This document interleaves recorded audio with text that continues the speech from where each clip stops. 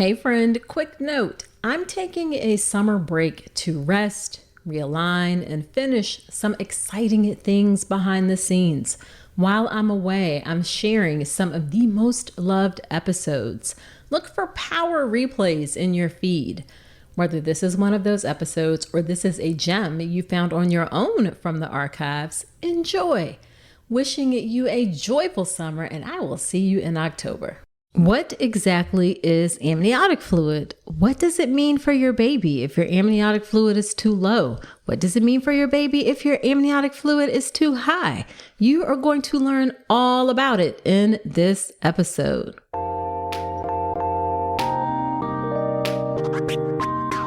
Welcome to the All About Pregnancy and Birth podcast. If you're having a baby in the hospital, you are giving birth in a system that too often takes away power from women over what happens in their own bodies. I'm Dr. Nicole Calloway Rankins, a practicing board-certified OBGYN who's had the privilege of helping well over 1,000 babies into this world. I've been a doctor for over 20 years, and I'm here to help you take back your power, advocate for yourself, and have the beautiful pregnancy and birth that you deserve. This podcast is for educational purposes only, and it's not a substitute for medical advice. Check out the full disclaimer at drnicolerankins.com/disclaimer. Now let's get to it.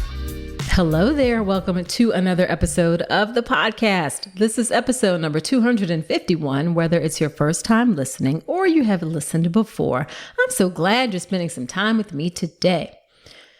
In this episode, you're going to learn all about amniotic fluid. What is amniotic fluid? What's in amniotic fluid? Where does amniotic fluid come from? How do we measure amniotic fluid? What does it mean when your amniotic fluid is too low? And what does it mean if it's too high? We're covering all of it today. Now, before we get into the episode, I want to do a quick listener shout out. This is from CLOUI87. They left me this review in Apple Podcast, and it says, "Thank you for episode 104. Recently, I realized that I needed to own my pregnancy trauma stories, high-risk pregnancy, relationship hurt, preterm delivery, 2-month NICU stay, missed miscarriage, as what they were, traumatic. I went searching for podcasts to start getting encouragement in my ears. This episode was validating, encouraging, and challenging. Exactly what I needed to start using resources and get more support. Thank you." Well, thank you so much for leaving that review about how impactful that episode was for you. Now, if you also find this podcast impactful in your pregnancy and your birth, I would so appreciate it if you head on over to Apple Podcast and leave me a review. If you really love the podcast, I'd appreciate a 5-star review, but I really just want you to be honest and tell me what you think about the show. I love to hear what you think, and I also do listener shout outs from those reviews. So head on over to Apple Podcasts, let me know what you think about All About Pregnancy and Birth. Okay, let's get into this conversation about amniotic fluid. So first off, what is amniotic fluid?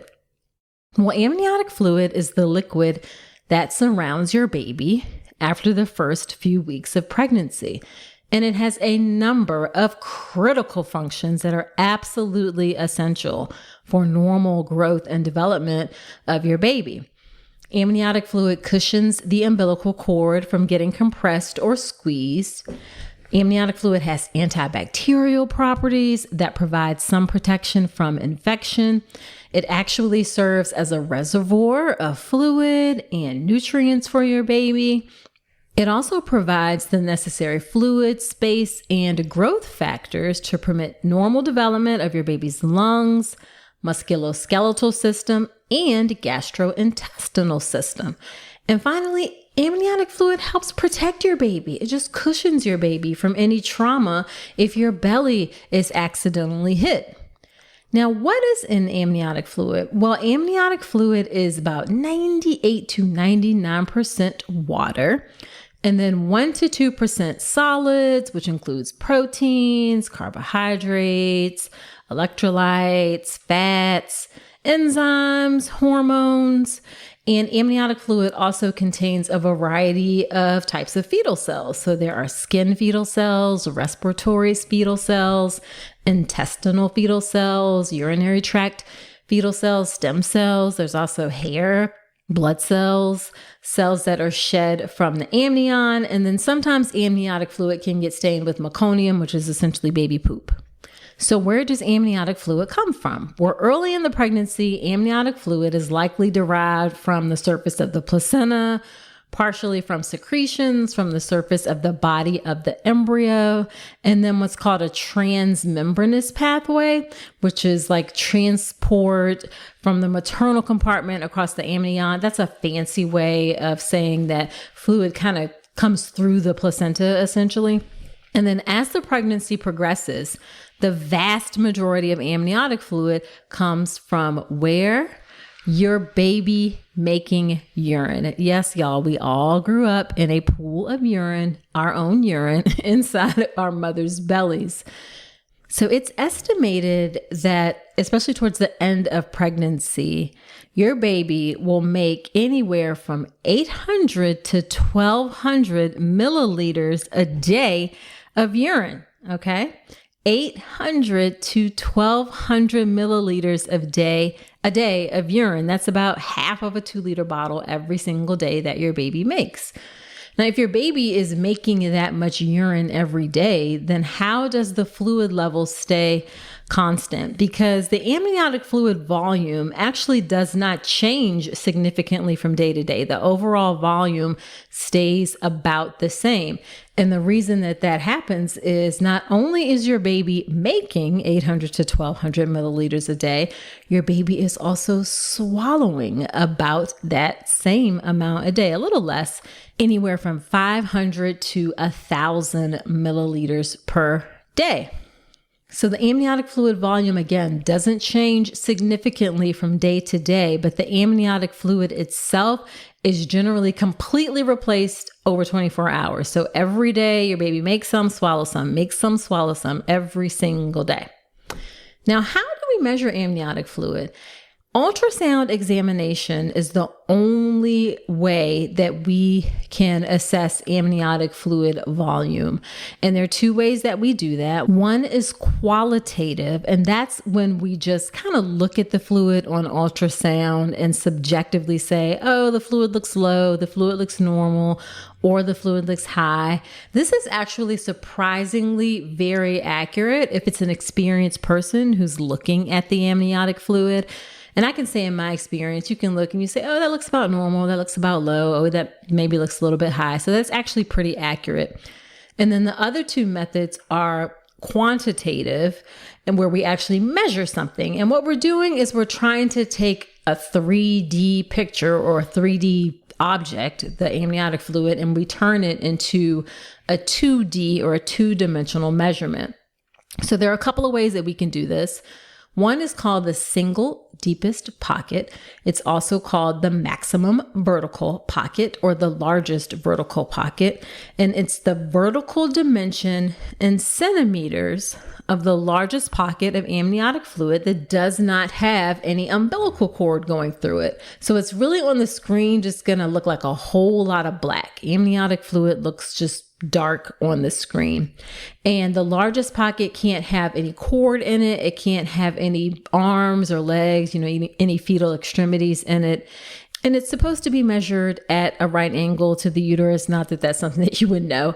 And the way that we quantify whether the fluid is low, normal, or high is how deep that pocket is. So if the depth is less than 2 centimeters, then fluid is low. And low fluid is called oligohydramnios. Oligo means low and hydramnios is fluid.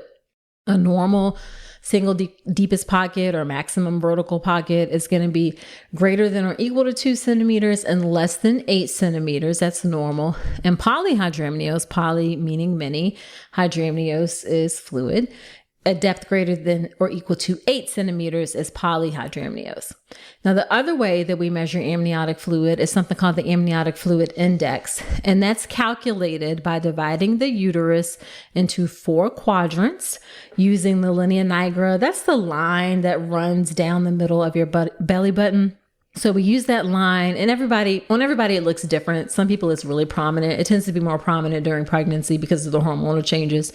So we use that line to divide the right and left sides of the uterus. and then across the umbilicus or the belly button. And then that does the upper and lower quadrants. So we do the linea nigra up and down, and then a line across the belly button to make 4 quadrants. And then we measure the maximum fluid pocket in each quadrant that doesn't contain cord, doesn't contain any extremities. It's going to look dark or black. Ultrasound is echogenic. It looks black on ultrasound.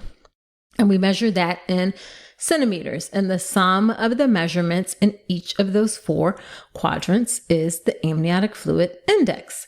So if the amniotic fluid index is less than or equal to 5 centimeters, that's oligohydramnios. If it's greater than 5 and less than 24 centimeters, then that is normal. And if the AFI is greater than or equal to 24, that's polyhydramnios. So let's talk about what it means when you have oligohydramnios and when you have polyhydramnios. So oligohydramnios, again, is when the fluid is low. It's lower than expected for the gestational age of pregnancy. So it's that depth of less than 2 centimeters for the single deepest pocket, or it's an amniotic fluid index. The overall index is less than 5. An adequate amount of amniotic fluid is absolutely, positively critical to normal fetal movement. It's critical to normal growth for your baby. It's critical to cushion the baby and the umbilical cord. So when the fluid is low, these processes may not happen. And that can lead to potentially really severe fetal deformations where the limbs don't form like they should. It can lead to umbilical cord compression. And in extreme cases, it can lead to fetal death. Now, what causes low amniotic fluid really depends on the trimester. So in the first trimester, the baby's tiny. There's not really a lot of amniotic fluid, period. It's really not common to say there's low fluid in the first trimester. It's just not something that's very often seen. Now, if in the second trimester we see low amniotic fluid, that is very concerning because that's when the baby really begins to make urine. So if the fluid is low in the second trimester, then we're very concerned that there's a problem with the baby's kidneys, with the baby's ureters, which are the tubes that run between the kidneys and the bladder. Is there a problem with the bladder? Is there a problem with the urethra, which gets urine from the bladder to the outside of the body? So we need to know if there's, or there's a possibility or there's a concern that something is wrong in that system where urine is not being made at all because maybe there's no kidney or there's something wrong with the kidneys, or the urine can't get out. Those issues will account for about 50% of low fluid in the second trimester. Another 35% of low fluid in the second trimester, and that's 14 to 28 weeks. That will be caused by PPROM, something which is PPROM, preterm premature rupture of membranes, which is your water breaks before term, so before 37 weeks, and it's premature, meaning it's before labor starts. So PPROM accounts for about 35% of low fluid in the second trimester. Now, in the third trimester, PPROM accounts for most of low fluid or some sort of uteroplacental insufficiency, meaning the placenta is not working great, the baby is not getting the nutrients that it needs, and it demonstrates that, or it conserves energy by holding on to fluid, holding on to urine, and not actually making urine or making amniotic fluid. In conditions where we can see this show up are preeclampsia, are high blood pressure or diabetes potentially. And often if it's low fluid in the third trimester, it's frequently accompanied by the baby not growing as well. So the baby doesn't have all of the nutrients and things that it needs in order to thrive. And then actually another common cause of low fluid, especially in the summer months, is dehydration. If you are dehydrated and then your baby's not getting enough fluid, then it can actually cause the fluid to be low. And I'll talk about some of the treatments in just a minute. Actually, there's really not much treatments. There are no treatments that have been proven to be particularly effective for low fluid. If we suspect that you're dehydrated, Then we do maternal hydration through IV fluids or just have you drink lots. And then we'll recheck the fluid in a day or so to kind of see where things are. But really, there's no treatments that have been proven to be effective in the long term. And the reason that we suspect when the fluid is low, it may be that the baby is measuring smaller than expected, or your uterus is measuring smaller than expected. Or obviously, if you say that you're leaking fluid, then we're going to be concerned and make sure that the fluid level is okay. It's not infrequently found on an ultrasound that's done for something else, for someone who's at risk, for someone who's getting regular ultrasounds. So for example, for someone who has diabetes or someone who has hypertension in pregnancy and they're getting regular ultrasounds, that is when we may pick up low fluid. Most of the time it's found in the third trimester, so that's after 28 weeks. And we can't always necessarily identify what the exact cause is. We know that it's associated with other things, like I said, like diabetes or hypertension, things like that. But it's not always easy to pinpoint the exact cause. You know me. I'm big on making decisions based on facts, not hype. So here are a few facts about Ritual's Essential Prenatal. It is the #1 best-selling prenatal and the only leading prenatal backed by its own human clinical trial. And as an OBGYN, I can tell you that's a big deal. In that 24-week trial, moms taking Ritual got key nutrients like folate, biotin, and vitamin D in forms designed for optimal absorption. It also includes methylated folate, which was shown to be well absorbed and used more efficiently by the body compared to folic acid in a leading prenatal. And every ingredient is traceable, so you know exactly what's going into your body. Plus, it's designed with morning sickness in mind. It's easy to swallow, gentle on the stomach, and makes getting those key nutrients a better overall experience. Don't settle for less than evidence-based support. Get 25% off your first month at ritual.com/Dr. Nicole. Start Ritual or add Essential Prenatal to your subscription today. That's ritual.com/Dr. Nicole for 25% off. Now, the prognosis for low amniotic fluid really depends on when it was diagnosed. So low fluid in the first trimester, unfortunately, that is a very bad sign. If the fluid looks low in the first trimester, 95% of those pregnancies will end in miscarriage. So that's a really bad sign.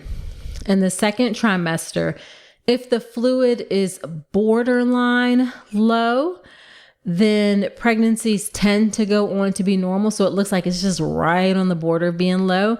That tends to be okay. However, if the fluid is actually truly low between 13 and 24 weeks, that is also unfortunately a bad sign. Only about 20% of those babies will survive. And of those that do survive, the babies may have anatomical and functional abnormalities like skeletal deformations or contractures, and their lungs are not as developed. That's something called pulmonary hypoplasia. And that's a result of developing in a severely low amniotic fluid environment. That fluid is important to help the limbs move and help the baby to be flexible and move its arms, legs, and things around. When the fluid is low, essentially the baby is squeezed and things just can't develop properly. Now, in the third trimester, the prognosis really depends. The earlier in the third trimester low fluid is diagnosed, then the worse the outcomes. If amniotic fluid or low amniotic fluid is diagnosed towards the end of pregnancy, generally the outcomes are very, very, very, very good. So what do we do during pregnancy if low fluid is diagnosed? Well, it really depends on what the underlying condition is. So I don't want to go into that in detail, but in general, it just means we are going to do some closer monitoring, okay? Closer monitoring. Watch the fluid, watch the levels. We'll look at other things like how is the baby growing? We'll look at the blood flow through the placenta. We'll look at the blood flow through the umbilical cord and just keep a close eye on the baby. Very often, if the fluid stays persistently low, then I shouldn't say very often, like always, we're going to recommend induction in early delivery, especially as you get closer to 37 weeks or even sooner sometimes, 36 weeks, because we believe that the baby's going to be better on the outside, and the environment that we can provide on the outside and support that we can provide on the outside than what the baby is getting on the inside. Okay. So typically, we watch very closely, and we may deliver as early as 37 weeks, maybe even a little bit sooner if the fluid remains persistently low. So on the flip side is polyhydramnios. Polyhydramnios is when you have excessive amniotic fluid. I actually had that in both of my pregnancies, mildly in the second one, a lot in the first one, and I'll tell you why in just a minute. So this diagnosis is also made by ultrasound examination, and it's a depth at maximum vertical pocket of greater than or equal to 8 centimeters, or the overall fluid volume is greater than or equal to 24 centimeters, the AFI, and it happens in about 1 to 2% of pregnancies. Now, the causes, and you can kind of divide them into two big categories. One is increased fetal urine, and the second one is decreased fetal swallowing. Now, the most common causes are fetal structural anomalies, and that is the case what happened with my first daughter. She had something called duodenal atresia, where the first part of her intestines were not connected. It's a condition that happens in about 1 in 7,000 to 1 in 10,000 pregnancies. And when the first part of the intestines aren't connected, when she swallows, the fluid isn't going anywhere. It was the most that it could go is the stomach. So it was basically coming, backing up in a sense, and she couldn't swallow. And so she had a lot of extra fluid, like tons of extra fluid. Like she was in there flipping and dancing and all kinds of things. So that's why she had extra fluid, or I had polyhydramnios with that pregnancy. And then other causes of polyhydramnios are chromosome abnormalities like trisomy 18, which is an extra chromosome, number 18. Also, if there are any cardiac problems, and it's something called a high fetal cardiac output state. And basically the baby's heart is pumping out a lot and it causes anemia. That can lead to polyhydramnios. Twin transfusion syndrome can lead to polyhydramnios, where one baby is basically siphoning from the other. There are some rare viruses, infections like parvovirus that can lead to polyhydramnios. Actually, if mom has diabetes, that can be associated with polyhydramnios. We're not exactly sure why.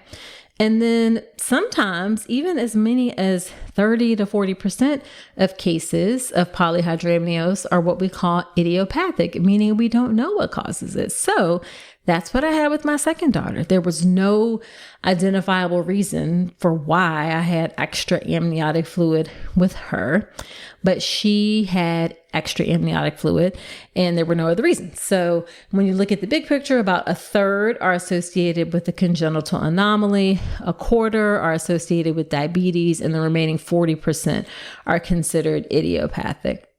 Now, when we look at, or when we suspect polyhydramnios, is when the uterus is bigger than we would expect. For me, I was, especially with my first daughter, when I had lots of extra fluid, I was just huge. People kept asking me, do I have twins? Or, how far along are you? So the uterus is going to be larger than expected for how far along you are in the pregnancy. That's usually the first sign where we check and see, is it the baby that's too big, or is it the fluid that's too much? And it may also be detected when we're looking for other things. So if you have hypertension or diabetes, then we may see it then.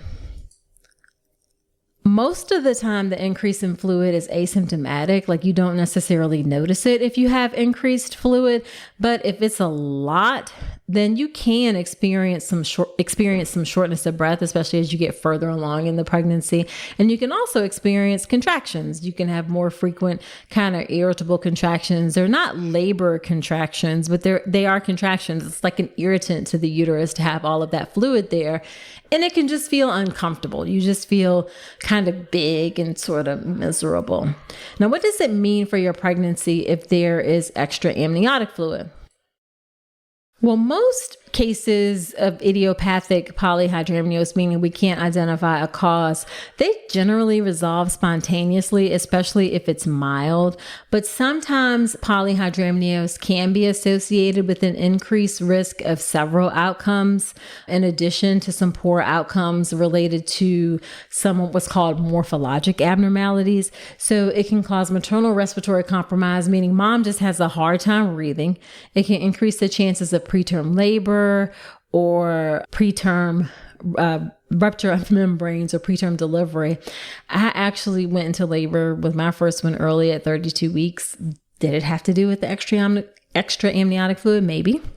It can definitely lead to fetal malposition, where the baby is not head down, essentially, because the baby has tons of room to flip and change and swim in there. It increases the risk of something called umbilical cord prolapse, where once the water breaks and the umbilical cord comes first through the vagina ahead of the baby, that is a true emergency. We have to rush back immediately for a C-section when that happens. It can lead to an increased risk of placental abruption when the membranes rupture, because when all that water comes out and the uterus kind of shrinks down a little bit or a lot of it potentially, and the placenta can shear away from the wall of the uterus. That rarely happens, but it's a possibility. And then also sometimes the uterus just gets a little bit lazy after birth. If it's been big and full of fluid, it doesn't want to shrink down like we'd like. That can lead to what's called uterine atony, and that can increase the chances of postpartum hemorrhage. Now, as far as management, it really depends on the gestational age as well as the presence of symptoms and the cause. Extra testing is not necessarily needed or standard in extra amniotic fluid like it is in low fluid. So in mild to moderate extra fluid, then typically you may do a non-stress test every 1 to 2 weeks until delivery, and then maybe weekly after that. So it's not necessarily a ton of extra monitoring. And then in very extreme instances, we will reduce the amount of amniotic fluid. That's called amnioreduction. And essentially what it is like, I had this done to try and stop my preterm labor, is they stick a needle in your belly through your uterus and drain off the amniotic fluid. I know it sounds crazy. It's actually not that painful because the needle's pretty small, but it's just to decompress some of the fluid. And it's really only indicated for severe maternal discomfort or shortness of breath in the setting of really bad polyhydramnios. In my case, they thought maybe it might help slow things down with my labor. It did not. And then in mild to moderate polyhydramnios, and all of the testing looks normal, we typically don't necessarily need to induce labor early, maybe at 39 to 40 weeks, as long as everything looks okay. We don't want to go too far past 40 weeks because the risk of fetal death does seem to increase after that. But unlike oligohydramnios, where we tend to induce a little bit earlier, we can go a bit longer with polyhydramnios. And then the last thing is that during labor, we just have to be really careful about monitoring the baby, because with all of that fluid, babies can move around. They can flip from head down to breech, and have to be careful about breaking your water. Sometimes we wait until we break the water, until we know the head is really nice and well applied to the cervix, so we don't have that umbilical cord prolapse, because that is truly one of the obstetric emergencies where we run to the OR, like rip the cords out of the wall. So we have to be careful about artificially breaking your water and doing that under safe circumstances, or if it ruptures on its own, just making sure that that doesn't happen, or placenta abruption doesn't happen. But most of the time, the extra amniotic fluid doesn't end up being a problem. I very rarely see these things happen with people that have extra amniotic fluid. Okay, so just to recap, amniotic fluid is the fluid that surrounds your baby. It has a number of important functions. It cushions the cord. It's essential for normal growth and development, has some antibacterial properties. It primarily comes from your baby making urine. It gets regenerated every day. Your baby makes the urine, swallows the urine, makes the urine, swallows the urine. We measure it by ultrasound. That's the only way we can measure amniotic fluid. And we do it either by the single deepest pocket pocket or the overall amniotic fluid index. And when it's low, it can have some significant issues for baby. When it's high, it can also have some problems for baby. Neither extreme is very common, but they both require monitoring and special care depending on the cause to make sure that you and your baby are safe. All right, so there you have it. Please subscribe to the podcast in Apple Podcast. And while you are there, leave me that review in Apple Podcast. I would so appreciate it so I can do a shout out for you in an upcoming episode. Also, come follow me on Instagram where I have more great pregnancy and birth information there. I'm on Instagram at Dr. Nicole Rankins. So that's it for this episode. Do come on back next week and remember that you deserve a beautiful pregnancy and birth.